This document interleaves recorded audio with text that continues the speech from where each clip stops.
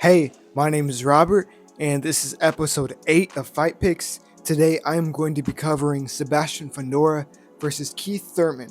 Well, this is a crazy fight. I think a lot of people, just before we get started, I want to talk about this real quick. A lot of people are not seeing how competitive this fight truly is, so I'm going to be covering the specifics here, and I'm going to make you really question who you are picking for this fight. Okay, so let's start off with Sebastian Fundora.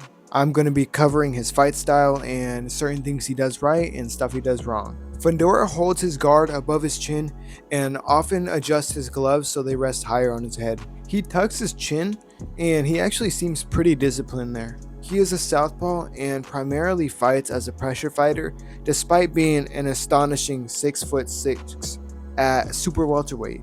He has solid power in his hands despite his skinny frame. Fundora has a straight left that is very effective because it is hard to defend, but slipping the shot just gives Fundora the opportunity to chop down with the straight left instead, which would probably hit you on like the top of your head or the side of your head. And this is just because of how long his arms are. Fundora utilized this very well in his fight against Chordell Booker. He caught him many times with that shot when Chordell Booker tried to slip. Trading with Fundora in the inside is very dangerous because he can land uppercuts and hooks to your temples that you will never see coming. In these exchanges though, he is very vulnerable to counters. This is partly due to the shots he throws, but it is also simply because of how long his arms are. It's harder to fight in the inside like that if your arms are as long as his because it takes longer for your punches to wind up. It is hard to outpoint Fundora on the back foot because he will always be able to hit you with punches that you won't be able to land on him. He utilizes his jab very well when his opponents are on the back foot, and it allows him to control the pace. When Fundora starts throwing flurries and looks for the finish, he is very open to counters. His hands drop from his chin mid-combination, and he has been caught many times with nasty counters in these exchanges. Tim Zhu caught him multiple times with clean left hook counters in their second fight. Fundora takes most shots on the gloves and lacks head movement. This leads to my next big point. Fundora gets hit often with power shots, specifically counters. He has walked into these shots so many times and it has cost him many times throughout his career. Most notably against Mendoza, Brian Mendoza landed a counter left hook that put Fundora out on his feet before following up and finishing the job. Fundora doesn't have the best footwork, but it isn't necessarily a bad thing. And this is because of the height and reach advantage he has against all of his opponents. He doesn't need the fancy footwork, he just needs a solid base and the ability to maintain balance, which he does pretty well. Now I'm going to talk about Keith Thurman, his fight style, and some problems with him along with his best attributes. Keith Thurman typically holds his hands slightly below his chin and he fights primarily in the orthodox stance. He has good power in his hands and often uses lateral movement. When Thurman is moving laterally, he will pop shot his opponents to the body or to the head with hooks. He is very effective with this and is able to land very clean, good shots in these moments. His lateral movement also gives him the chance to make his opponents miss when they throw looping shots. He did this many times in his short fight against Brock Jarvis. In his fight with Jose Cito Lopez, he managed to land a nasty counter left hook, and specifically a check left hook as Jose Cito Lopez attempted his own left hook, and this was because of his lateral movement. He exited the pocket with that left hook and caught him perfectly. When he throws combinations to the head and body, because of the low placement of his guard already, he is very open to counters at the end of his combinations. This is why he is usually in and out with his combinations in order to minimize the chances his opponents have of connecting on him. Despite having good lateral movement, he could be caught on the exit. In his fight with Jose Cito Lopez, Lopez actually timed Thurman's lateral movement and rocked him. While Thurman was on the retreat, he was extremely vulnerable to straight punches and continued to eat that straight right hand until Jose Cito Lopez gassed himself out. Thurman does a good job of utilizing head movement defensively and offensively. He will slip your straight punches to come back with a counter, but he also likes to duck and roll under hooks as a simple defensive move. He likes to use his jab in order to find his right hand behind it, and he has found plenty of success with this combination throughout his career. I noticed that every now and then, even though it's not too often,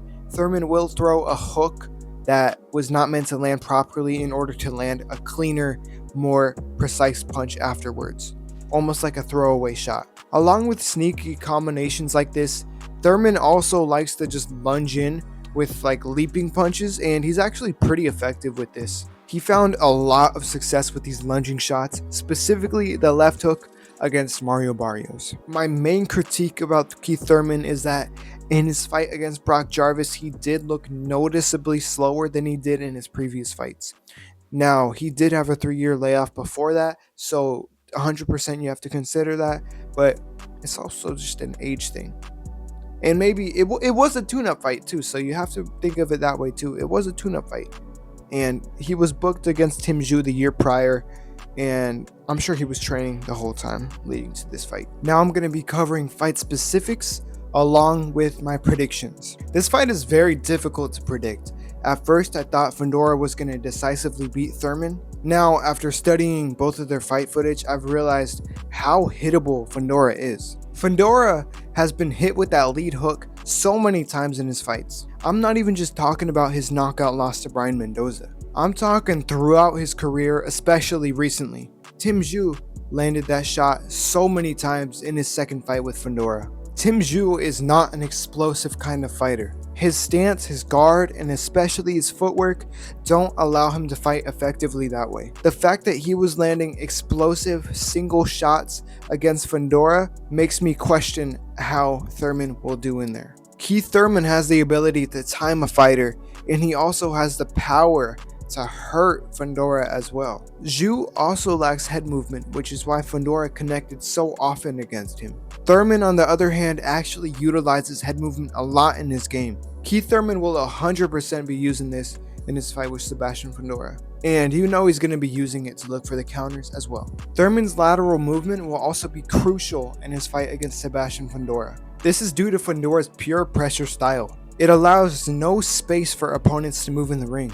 Luckily for Thurman though, he primarily fights on his bike anyways, so he will be used to it to an extent. However, he will need to stay disciplined when evading against the ropes. A fighter like Fundora, who has an incredible reach advantage, will be looking to replicate the short success that Jose Cito Lopez found against Keith Thurman. Jose Cito Lopez timed Keith Thurman as he was moving laterally and rocked him. I also can't pick this fight without mentioning the fact that Keith Thurman has been inactive. This dude only has 5 fights since 2017. 5 fights since 2017. That is not good. That is not a pretty stat at all if you are going to face a 6'6" southpaw monster who has been on a roll recently. That being said though, I can't look at a fighter in Fundora who gets hit so often with counters and pick him confidently. I know Thurman is a big underdog,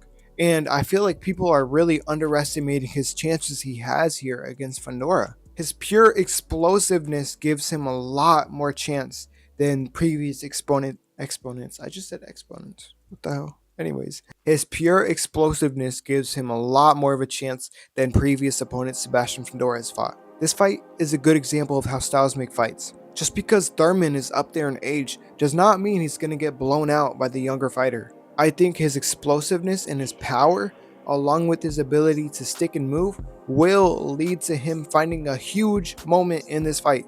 That being said, I am going to pick Keith Thurman to win this fight. Just based on what I've seen in the past, round 7 is not a good round for Sebastian Fundora at all. So I am going to pick Keith Thurman to stop Sebastian Fundora in the 7th round. It will be a competitive fight. I'm not saying that he's going to destroy him. It's going to be a hell of a fight. It's going to be a great fight. And I feel like Fundora is going to find a lot of success. But I just can't get over the thought of how often he gets hit with power punches. I think Thurman is an agile fighter, or agile enough to make Fundora pay when he makes mistakes. When Thurman sees those openings, he will look to counter, and I think he has the power, skill, and ability to do it. Now, that was my prediction. Let me know who y'all got in the comments. Let me know if you think it's as close as I think it is. And I hope we have a great fight Saturday night. I think it's gonna be great. But hey, every now and then we do get a stinker. Sebastian Fundora does not deliver stinkers though.